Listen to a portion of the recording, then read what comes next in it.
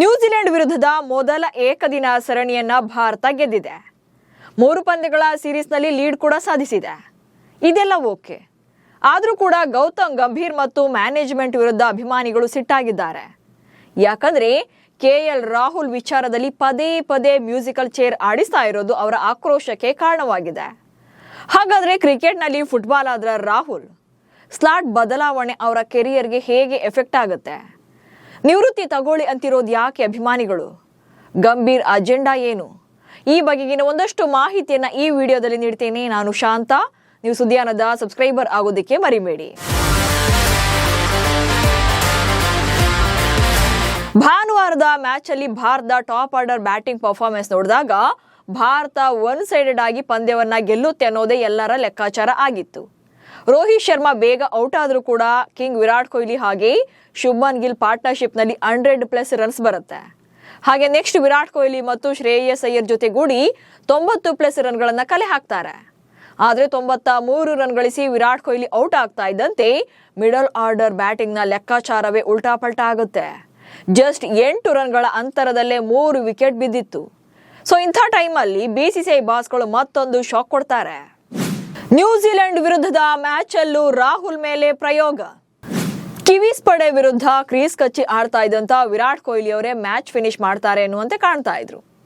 ಆದ್ರೆ ಅವರು ಶತಕಕ್ಕೆ ಹತ್ತಿರವಾಗ್ತಾ ಇದ್ದಂತೆ ಔಟ್ ಆಗ್ತಾರೆ. ಸೊ ಈ ವೇಳೆ 2 ಓವರ್ಗಳಲ್ಲೇ ಕೈಲ್ ಜೇಮಿಸನ್ ಪ್ರಮುಖ ಭಾರತದ 3 ವಿಕೆಟ್ಗಳನ್ನು ಎಗರಿಸ್ತಾರೆ. ಈ ಟೈಮಲ್ಲಿ ಮ್ಯಾಚ್ ಸ್ವಲ್ಪ ನ್ಯೂಜಿಲೆಂಡ್ ಕಡೆ ವಾಲ್ದಂತೆ ಕಾಣಿಸ್ತಾ ಇತ್ತು. ಆದ್ರೆ ಅಂತಿಮವಾಗಿ ಕೆಎಲ್ ರಾಹುಲ್ ಮತ್ತು ಹರ್ಷಿತ್ ರಾಣಾ ಕೂಲ್ ಆಗಿ ಇನ್ನಿಂಗ್ಸ್ ಅನ್ನ ಕಟ್ತಾರೆ. ಕೊನೆಗೆ ವಾಷಿಂಗ್ಟನ್ ಸುಂದರ್ ಸಪೋರ್ಟ್ ನಿಂದ ಲಾಸ್ಟ್ ಬಾಲ್ ಅಲ್ಲಿ 6 ಬಾರಿಸಿ ರಾಹುಲ್ ಗೇಮ್ ಅನ್ನ ಎಂಡ್ ಮಾಡ್ತಾರೆ. ಸೊ ಅಂತಿಮವಾಗಿ ಇನ್ನೂ 1 ಓವರ್ ಬಾಕಿ ಇರುವಂತೆ ಭಾರತ ಪಂದ್ಯವನ್ನ ಗೆಲ್ಲುತ್ತೆ. ಆದ್ರೆ ಈ ಮ್ಯಾಚ್ ಅಲ್ಲಿ ರಾಹುಲ್ ರನ್ನ 6ನೇ ಸ್ಲಾಟ್ ನಲ್ಲಿ ಕಳಿಸಿದ್ದೇ ಅಭಿಮಾನಿಗಳ ಆಕ್ರೋಶಕ್ಕೆ ಕಾರಣವಾಗಿದೆ. KL Rahul actually top order batting ನಲ್ಲೇ ಬ್ಯಾಟ್ ಬೀಸುವಂತ ಆಟಗಾರ. ಹೀಗಿದ್ರು ಕೂಡ ನಂಬರ್ 5 ನಲ್ಲಿ ರವೀಂದ್ರ ಜಡೇಜಾರನ್ನ ಕಳಿಸಿ ನಂಬರ್ 6 ನಲ್ಲಿ ರಾಹುಲ್ ರನ್ನ ಕಳಿಸುವಂತ ಅಗತ್ಯ ಏನಿತ್ತು ಅನ್ನೋದು ಅಭಿಮಾನಿಗಳ ಪ್ರಶ್ನೆ. ಅದರಲ್ಲೂ ಕೂಡ ಕ್ರೂಷಿಯಲ್ ಟೈಮ್ ಅಲ್ಲಿ ಬ್ಯಾಟರ್ನ ಕಳಿಸೋದ್ ಬಿಟ್ಟು ಕೆಳ ಕ್ರಮಾಂಕದಲ್ಲಿ ಕಳಿಸಿದ್ರೆ ಅವರಿಂದ ಉತ್ತಮ ಪ್ರದರ್ಶನವನ್ನ ನಿರೀಕ್ಷೆ ಮಾಡೋದಾದ್ರೂ ಹೇಗೆ ಅನ್ನೋದೇ ಅಸಮಾಧಾನಕ್ಕೆ ಕಾರಣವಾಗಿದೆ.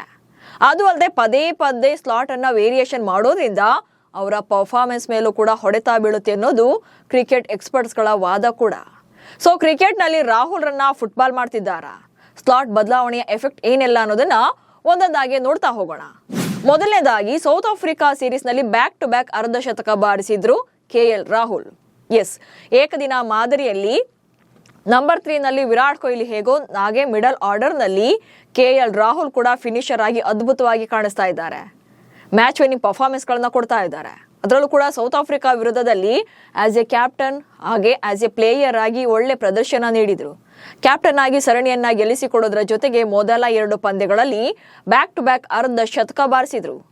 ಸೊ 60+ ರನ್ಸ್ ಕೂಡ ಬಂದಿತ್ತು. ಹೀಗಿದ್ರು ಕೂಡ ಅದ್ಭುತ ಫಾರ್ಮ್ ನಲ್ಲಿದ್ದಂತ ರಾಹುಲ್ ರನ್ನ ನಂಬರ್ 6 ನಲ್ಲಿ ಕಳಿಸಿದ್ದು ಅಭಿಮಾನಿಗಳ ಆಕ್ರೋಶಕ್ಕೆ ಕಾರಣವಾಗಿದೆ. ಸೊ ಸೌತ್ ಆಫ್ರಿಕಾ ವಿರುದ್ಧದ ಸೀರೀಸ್ ನಲ್ಲಿ ಬ್ಯಾಕ್ ಟು ಬ್ಯಾಕ್ ಅರ್ಧ ಶತಕ ಬಾರಿಸಿದಂತ ರಾಹುಲ್ ರನ್ನ ಮತ್ತೆ ಕೆಳ ಕ್ರಮಾಂಕದಲ್ಲಿ ಕಳಿಸಿದ್ದು ಆಕ್ರೋಶಕ್ಕೆ ಕಾರಣವಾಗಿದೆ. ಹಾಗೆ 5ನೇ ಸ್ಲಾಟ್ ಬಿಟ್ಟು 6ನೇ ಕ್ರಮಾಂಕದಲ್ಲಿ ಬ್ಯಾಟಿಂಗ್ಗೆ ಅವಕಾಶ ಕೊಟ್ಟಿದ್ದು ಯಾಕೆ ಅನ್ನುವಂತ ಪ್ರಶ್ನೆಯನ್ನ ಮಾಡ್ತಿದ್ದಾರೆ. ನಾರ್ಮಲಿ ಕೆಎಲ್ ರಾಹುಲ್ 5ನೇ ಕ್ರಮಾಂಕದಲ್ಲಿ ಬ್ಯಾಟಿಂಗ್ಗೆ ಬರ್ತಾರೆ ಅನ್ನೋದು ಎಲ್ಲರ ನಿರೀಕ್ಷೆ ಆಗಿತ್ತು. ಓಪನರ್ಗಳಾಗಿ ರೋಹಿತ್ ಶರ್ಮಾ ಹಾಗೆ ಶುಭ್ಮನ್ ಗಿಲ್ ಬರ್ತಾರೆ. ನೆಕ್ಸ್ಟ್ ನಂಬರ್ 3 ನಲ್ಲಿ ವಿರಾಟ್ ಕೊಹ್ಲಿ, ನಂಬರ್ 4 ನಲ್ಲಿ ಶ್ರೇಯಸ್ ಅಯ್ಯರ್. ಸೊ ಇದು 4 ಫಿಕ್ಸೆಡ್. ಅಂಡ್ 5ನೇ ಸ್ಲಾಟ್ ನಲ್ಲಿ ಎಲ್ಲರ ನಿರೀಕ್ಷೆಯಂತೆ ಕೆಎಲ್ ರಾಹುಲ್ ಬರಬೇಕಿತ್ತು. ಆದ್ರೆ ರವೀಂದ್ರ ಜಡೇಜರನ್ನ 5ನೇ ಸ್ಲಾಟ್ ನಲ್ಲಿ ಕಳಿಸ್ತಾರೆ. ಸೊ ಪ್ಯೂರ್ ಬ್ಯಾಟರ್ ಆಗಿರುವಂತ ರಾಹುಲ್ ರನ್ನ ಉಳಿಸ್ಕೊಂಡು ಆಲ್ರೌಂಡರ್ ರವೀಂದ್ರ ಜಡೇಜಾನ 5ನೇ ಕ್ರಮಾಂಕದಲ್ಲಿ ಕಳಿಸ್ತಾರೆ. ಅಂದ್ರೆ ಇಲ್ಲಿ ರಾಹುಲ್ಗಿಂತ ಜಾಸ್ತಿ ಜಡ್ಡು ಮೇಲೆ ಇವರಿಗೆ ನಿರೀಕ್ಷೆ ಇತ್ತ ಅನ್ನುವಂಥದ್ದು ಒಂದ್ ಕಡೆ ಆದ್ರೆ, ಅಥವಾ ಅವರೇ ಮ್ಯಾಚ್ ಅನ್ನ ಫಿನಿಶ್ ಮಾಡ್ತಾರೆ ಅಥವಾ ಅವರ ಮೇಲೆ ನಂಬಿಕೆ ಜಾಸ್ತಿ ಇತ್ತ ಎನ್ನುವಂತ ಪ್ರಶ್ನೆಗಳು ಕೂಡ ಮೂಡುತ್ತೆ. ರವೀಂದ್ರ ಜಡೇಜಾ ಇಲ್ಲಿ ವರ್ಲ್ಡ್ ಕ್ಲಾಸ್ ಪ್ಲೇಯರ್, ಅದರಲ್ಲಿ ಡೌಟೇ ಇಲ್ಲ. ಬ್ಯಾಟಿಂಗ್ ಹಾಗೆ ಬೌಲಿಂಗ್ ಎರಡರಲ್ಲೂ ಕೂಡ ಎಷ್ಟೋ ಪಂದ್ಯಗಳನ್ನ ಭಾರತದ ಪರವಾಗಿ ಏಕಾಂಗಿಯಾಗಿ ನಿಂತು ಗೆಲ್ಲಿಸ್ಕೊಟ್ಟಿದ್ದಾರೆ. ಇಲ್ಲಿ ಜಡ್ಡು ಬಗ್ಗೆ ಮಾತಾಡ್ತಿಲ್ಲ. ಬಟ್ ರಾಹುಲ್ ವಿಚಾರವಾಗಿ ಯಾಕೆ ಈ ತರದ ತಾರತಮ್ಯ ಅನ್ನುವಂಥದ್ದಷ್ಟೇ ಇಲ್ಲಿರುವಂತ ಪ್ರಶ್ನೆ ಆಗಿದೆ. ಸೊ ಹೀಗಾಗಿ ಜಡ್ಡು ಆದ್ಮೇಲೆ ರಾಹುಲ್ ರನ್ನ ಬ್ಯಾಟಿಂಗ್ಗೆ ಕಳಿಸಿದ್ದು ಆಕ್ರೋಶಕ್ಕೆ ಕಾರಣವಾಗಿದೆ. ಅಂಡ್ ಒನ್ ಮೋರ್ ಥಿಂಗ್ ಅಂತಂದ್ರೆ, ಪ್ಯೂರ್ ಬ್ಯಾಟರ್ಗೆ ಹಿಂಬಡ್ತಿಯನ್ನ ಕೊಟ್ಟಂತೆಲ್ಲ ಅವರಿಂದ ಕಳಪೆ ಪ್ರದರ್ಶನ ಬರೋಕೆ ಶುರುವಾಗುತ್ತೆ. Yes, KL Rahul pure batter, wicket keeper cum batter, opener ಆಗಿ ಆಡುವಂತ ಕ್ಯಾಪಬಲ್ ಇದೆ. ಹಾಗೆ ಒನ್ ಡೌನ್ ಬ್ಯಾಟರ್ ಆಗಿ ಆಡಿಸಬಹುದು ಅಥವಾ ಟಾಪ್ ಆರ್ಡರ್ ನಲ್ಲಿ ಯಾವುದೇ ಸ್ಲಾಟ್ ನಲ್ಲಿ ಕೂಡ ಅವರಿಂದ ಉತ್ತಮವಾದಂತ ನಿರೀಕ್ಷೆಯನ್ನ ಮಾಡಬಹುದು. ಹೀಗಿದ್ರೂ ಕೂಡ ಅವರನ್ನ ಹಿಂಬಡ್ತಿ ಕೊಟ್ಟಂತೆಲ್ಲ ಅಂದ್ರೆ ಲೋ ಆರ್ಡರ್ ನಲ್ಲಿ ಆಡಿಸಿದಂತೆಲ್ಲ ಅವರಿಂದ ಕಳಪೆ ಪ್ರದರ್ಶನಗಳು ಬರುವಂತ ಚಾನ್ಸಸ್ ಜಾಸ್ತಿ ಇರುತ್ತೆ. ಯಾಕಂತಂದ್ರೆ ಗೇಮ್ ಅನ್ನ ಗೆಲ್ಲಿಸಲೇಬೇಕಾದಂತ ಒತ್ತಡ ಇರುತ್ತೆ. ಹಾಗೆ ಸೋತರೆ ಹೊಣೆಗಾರಿಕೆ ಅವರ ಮೇಲೆ ಬೀಳುತ್ತೆ. ಈಗ ನಿನ್ನೆ ಮ್ಯಾಚ್ ಅಲ್ಲೂ ಕೂಡ ನಾವೆಲ್ಲ ಅಬ್ಸರ್ವ್ ಮಾಡ್ದಂಗೆ ಯಾವಾಗ ರಾಣಾ ಜೊತೆ ಆಡ್ತಾ ಇರ್ತಾರೆ, ರಾಣಾ ಜೊತೆ ಉತ್ತಮವಾಗಿ ಆಡ್ತಾ ಇರ್ತಾರೆ. ಅಲ್ಲಿ ರಾಣಾ ಅಗ್ರೆಸಿವ್ ಆಗಿ ಕಾಣಿಸ್ಕೊಳ್ತಾ ಇದ್ರು ಕೂಡ ರಾಹುಲ್ ಕಡೆಯಿಂದ ಬಿಗ್ ಸ್ಕೋರ್ ಬರ್ತಾ ಇರಲ್ಲ. ಅಂದ್ರೆ ಒಂದು 4 ಕೂಡ ಸ್ಟಾರ್ಟಿಂಗ್ ಅಲ್ಲಿ ಬರೋದೇ ಇಲ್ಲ. ಹೀಗಾಗಿ ಎಲ್ಲರೂ ಕೂಡ ರಾಹುಲ್ ಯಾಕೆ ಇಷ್ಟೊಂದು ಸ್ಲೋ ಆಗಿ ಆಡ್ತಿದ್ದಾರೆ ಅಂತೇಳಿ ಅನಿಸ್ತಾ ಇತ್ತು. ಬಟ್ ರಾಹುಲ್ ಮೇನ್ ಫೋಕಸ್ ಮಾಡ್ತಾ ಇದ್ದಿದ್ದು ವಿಕೆಟ್ ಮೇಲೆ. ಯಾಕಂದ್ರೆ ಅಲ್ಲಿ 2 ವಿಕೆಟ್ ಬಿದ್ದಿದ್ರೆ ಬಹುಶಃ ನೆಕ್ಸ್ಟ್ ಬರುವಂತ ಟೇಲ್ ಎಂಡರ್ಸ್ ಗಳೇನಿದ್ರು ಅವರಿಗೆ ತುಂಬಾನೇ ಹೊಡೆತ ಆಗ್ತಾ ಇತ್ತು. ಅವರು ಮ್ಯಾಚ್ ಅನ್ನ ಗೆಲ್ಲಿಸುವಂತ ಸಾಧ್ಯತೆ ತೀರಾ ಕಡಿಮೆ. ಹೀಗಾಗಿ ರಾಹುಲ್ ಅಲ್ಲಿ ಆಡಲೇಬೇಕಾದಂತ ಅನಿವಾರ್ಯತೆ ಇತ್ತು. ಇವನ್ ರಾಣಾ ಔಟ್ ಆದ್ಮೇಲೂ ಕೂಡ ವಾಷಿಂಗ್ಟನ್ ಸುಂದರ್ ಬರ್ತಾರೆ. ವಾಷಿಂಗ್ಟನ್ ಸುಂದರ್ ಆಲ್ರೆಡಿ ರನ್ ಅನ್ನ ಓಡೋಕೆ ಸಾಧ್ಯನೇ ಆಗ್ತಿರಲ್ಲ. ಯಾಕಂದ್ರೆ ಅವರು ಬೌಲಿಂಗ್ ಟೈಮ್ ಅಲ್ಲಿ ಸ್ಲಿಪ್ ಆಗಿ ಕಾಲ್ ನೋವಿರುತ್ತೆ. ಹೀಗಾಗಿ 2 ರನ್ 3 ರನ್ ಓಡುವಂತ ಸಂದರ್ಭದಲ್ಲೂ ಕೂಡ ಸಿಂಗಲ್ ತಗೊಳ್ಳೋದೇ ದೊಡ್ಡದಾಗಿತ್ತು. ಹೀಗಿದ್ರು ಕೂಡ 1 ಬಾಲ್ಗೆ 1 ರನ್ 1 ಬಾಲ್ 1 ರನ್ ಅನ್ನೋ ತರನೇ ಆಲ್ಮೋಸ್ಟ್ ಪ್ಯಾಚ್ ಅಪ್ ಮಾಡ್ಕೊಂಡೇ ಬರ್ತಾರೆ ಲಾಸ್ಟ್ 2 ಓವರ್ ವರ್ಗೂ ಕೂಡ. ಸೊ 12 ಬಾಲ್ಗೆ 12 ರನ್ ಅಗತ್ಯ ಇರುತ್ತೆ ಕೊನೆ 2 ಓವರ್ಗಳಲ್ಲಿ. ಅಂದ್ರೆ ಅಲ್ಲಿ ಒಂದೊಂದೇ ಬಾಲು ಒಂದೊಂದೇ ರನ್ಗಳನ್ನ ತಗೊಳ್ತಾ ಬರ್ತಾರೆ ಇಬ್ರು ಕೂಡ. ಸೊ ಅಂತಿಮವಾಗಿ 49ನೇ ಓವರ್ನಲ್ಲಿ ರಾಹುಲ್ 2 4 ಹಾಗೆ 1 ಸಿಕ್ಸರ್ ಅನ್ನ ಬಾರಿಸಿ ಮ್ಯಾಚ್ ಅನ್ನ ವಿನ್ ಮಾಡಿಸ್ತಾರೆ. ಸೊ ಅದೆಲ್ಲ ಒಂದು ಕಡೆ ಓಕೆ. ಬಟ್ ಅಲ್ಲಿ ಗೆಲ್ಲಿಸಲೇಬೇಕಾದಂತ ಒತ್ತಡ ಇದ್ದಿದ್ದು, ಗೇಮ್ ಫಿನಿಶ್ ಮಾಡಬೇಕಾದಂತ ಒತ್ತಡ ಇದ್ದಿದ್ದು ರಾಹುಲ್ ಮೇಲೆ ಮಾತ್ರನೇ. ಯಾಕಂದ್ರೆ ನೆಕ್ಸ್ಟ್ ಬರುವಂತ ಕುಲ್ದೀಪ್ ಆಗ್ಲಿ ಅಥವಾ ಸಿರಾಜ್ ಆಗ್ಲಿ ಅಥವಾ ಏನು ಪ್ರಸಿದ್ಧ ಕೃಷ್ಣ ಮೇಲಾಗ್ಲಿ ಬ್ಲೇಮ್ ಮಾಡೋಕೆ ಸಾಧ್ಯವಾಗುವುದಿಲ್ಲ. ಯಾಕಂದ್ರೆ ಅವ್ರು ಯಾರು ಬ್ಯಾಟರ್ಗಳಲ್ಲ, ಬೌಲರ್ಗಳು. ಅವರಿಂದ 1 ಅಥವಾ 2 ರನ್ಗಳನ್ನ ಮಾತ್ರ ನಿರೀಕ್ಷೆ ಮಾಡಬೇಕಾಗುತ್ತೆ. ಸೊ ಅಂಥ ಟೈಮಲ್ಲಿ ಗೇಮ್ ಅನ್ನ ಗೆಲ್ಲಿಸಲೇಬೇಕಾದಂತ ಒತ್ತಡ ಇದ್ದದ್ದು ರಾಹುಲ್ ಮೇಲೆ. ಜೊತೆಗೆ ಅಕಸ್ಮಾತ್ ಏನೋ ಅನ್ಎಕ್ಸ್ಪೆಕ್ಟೆಡ್ ಆಗಿ ಸೋತ್ರು ಅಂದ್ರೂ ಕೂಡ ಅದರ ಹೊಣೆಗಾರಿಕೆಯನ್ನ ರಾಹುಲ್ ಮೇಲೆ ಕಟ್ತಾ ಇದ್ರು.